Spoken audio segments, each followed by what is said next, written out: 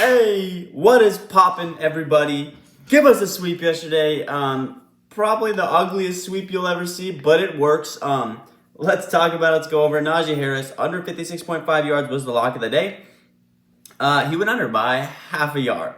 Feels good to finally get on the other end of that. Last couple of slips, I have lost by half a yard or half a pitch. So felt nice to be on the other side of that for sure. He had 46 yards rushing at half, I'm pretty sure. And then they just stopped giving him the ball, which half of me thought that's what they were going to do, but half of me thought was like, oh, there's no way he doesn't go over. And yeah, he definitely he did his thing and he went under. So we're happy about that with Najee Harris. David Njoku went over in the first quarter, I'm pretty sure, or early in the second quarter. He ended up having like 8 or 9 catches. Massive night from David Njoku. And what do we say about Chase Claypool, huh? I literally, game was over and all this and all that. I wasn't watching it or anything. Next thing I know, I go to take a screenshot because I knew he'd gone over. I knew he was at 41 yards. So I went to take a screenshot and make a TikTok about it. And then when I went to Underdog, it wasn't red anymore. And I was like, oh, wait a minute, what? And then I went and looked at Bleacher Report, and Bleacher Report had him at like 38 yards or whatever. And I was like, wait a minute, what? And then I posted on Instagram. I was like, yo, let me know what just happened. Why the heck did he go under? There's no way he lost yards at the end of the game.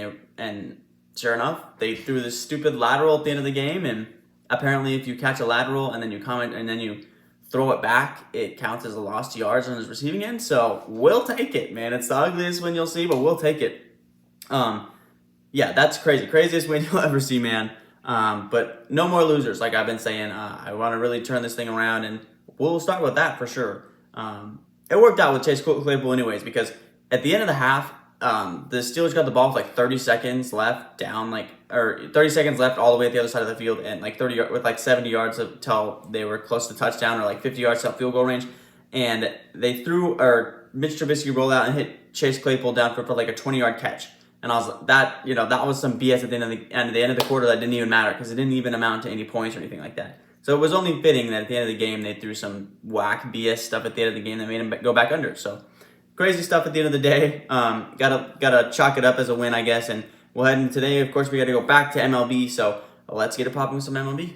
Real quick, if you guys are new to Underdog Fantasy, in the link down in the description below, I have a link that takes you straight to the App Store where you can download Underdog Fantasy, because you're going to want to hop in on the action this year. They have added a whole bunch of new features to Underdog Fantasy this year, starting with the brand new insurance feature, okay? This insurance feature is a new thing that has been super requested for the fans and the customers of Underdog Fantasy. Essentially, all you do is you click insurance right here. And if you can see right there, all you have to do is hit 4 of these picks to win, but the value does drop down. So if you turn off the insurance, you do a $10 bet, you obviously get $200. And if you turn on the insurance feature, it drops down a multiplier down to 10. But if you miss one of these picks, say, Jameis Winston gets hurt or something, he doesn't end up throwing 2 touchdown passes. But everybody else hits, like Lamar, Jonathan Taylor, Derrick Henry, and Justin Jefferson. All these guys hit. You still hit the slip. You just get it for $100. Just goes down a multiplier, which is a huge feature a lot of people have been asking for, so they received it.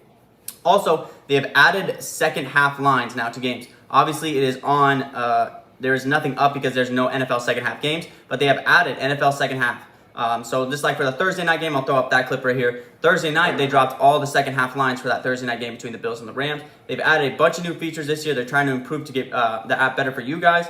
Also, when you sign up, if you use code TAKEMYSHOT, you'll get $100 match, up to $100 match, and 100% deposit match on your first time deposit. So if you do that, you can deposit $50 to get an extra $50, $20 to get an extra $20.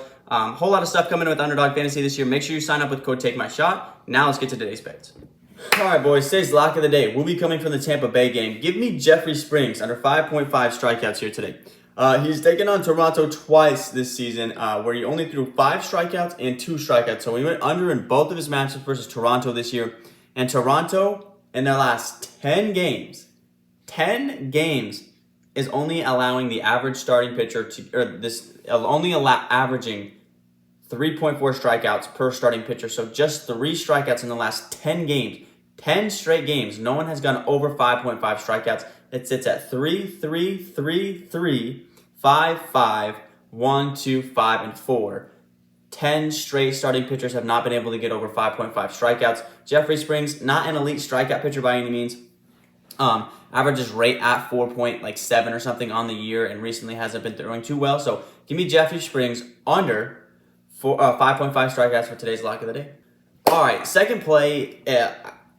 I couldn't decide. I really couldn't decide. I was lost between either pick. I couldn't decide between strikeouts or pitch count for Aaron Nola here today. I'm going to end up doing his pitch count, or excuse me, his strikeouts. Here's how his strikeouts have gone in his 4 matches. He's taken on Atlanta 4 times this season. 8 strikeouts, 7 strikeouts, 8 strikeouts, and 10 strikeouts.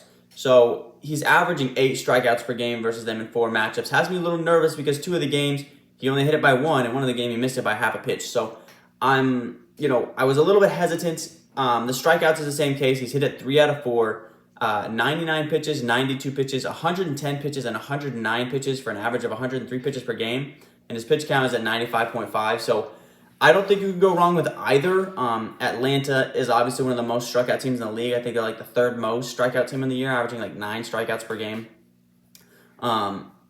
I didn't want to take into account their recent history versus starting pitchers right now because they just took on like the Washington Nationals pitchers and they weren't getting nothing. Like a couple of relief pitchers started some games, so I didn't want to take their recent history. But Aaron Nola statistically has had great success versus the Braves. So I'm going to leave it up to you guys. I'm going to go with his strikeouts, but I think his over in his pitch count and his over in his strikeouts are both really good options here today for Aaron Nola. Again, not a bad pick. I just couldn't really decide which one I wanted to do. So I'm going to do over in 7.5 strikeouts here versus the Braves.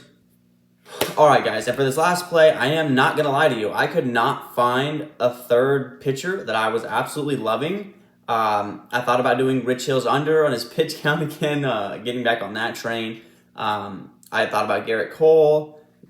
Just really couldn't decide anything. And then I thought about something. We're going to do Aaron Judge over 12.5 fantasy points because he's taking on Rich Hill.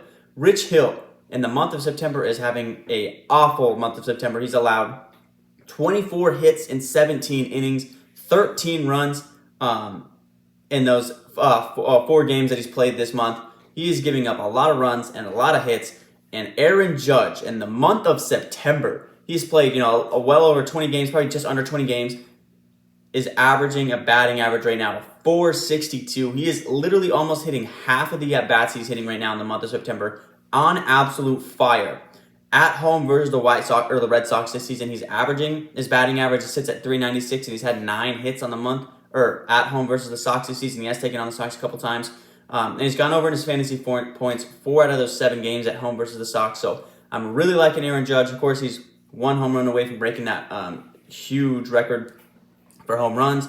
So I think at this point in the season, taking the over on Aaron Judge should probably be a nightly thing because, anything can happen on any given night with Aaron Judge for him to break that record. So give me Aaron Judge over 12.5 fantasy points as our last play of the day today versus Rich Hill. All right, boys, so that means today's perfect 3-slip is the lock of the day. Jeffrey Springs under 5.5 strikeouts versus the Toronto Blue Jays. And then Aaron Nola over 7.5 strikeouts. Aaron Judge over 12.5 fantasy points for our perfect 3-slip today for the MLB slate. All right, guys, with that being said, that's going to wrap up today's video. Solid lineup today. I'm not going to lie, there was not 3 pitchers that I really loved. Like I said, I messed around with Garrett Cole. I thought about it, decided not to do it. I think, honestly, his under probably is pretty safe. But I like to do hitters once in a while. Like I've talked about in the past, I hate doing hitters because anything can happen. But Aaron Judge is really high, and he's playing a really bad pitcher in Rich Hill. So I'm going to rock with Aaron Hill. And again, I think Aaron Nola, you can go with his strikeouts or his pitch count. I think both are going to hit. He's shown a lot of success versus the Braves in the past. T-minus 2 days till the due date. So I know I've been saying it could be at any time for like the last week or so, but we are literally 2 days out. So anything can happen at this point, guys. If something does happen, probably won't make videos for a day or 2 probably while we accumulate to the new lifestyle. But with that being said, guys, I will catch you tomorrow. Peace.